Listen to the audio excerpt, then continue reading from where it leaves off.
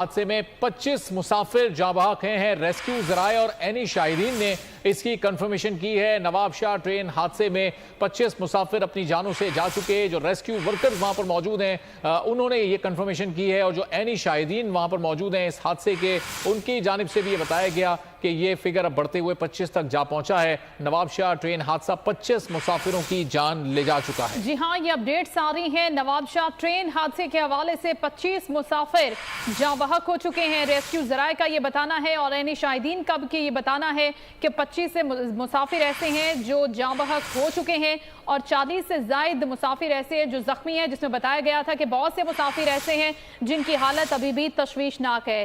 Senior reporter Shaukat Ali हमारे साथ हैं, उनसे मजीद हम तफसीलात जानेंगे इस बारे में। जी शौकत, बताइएगा।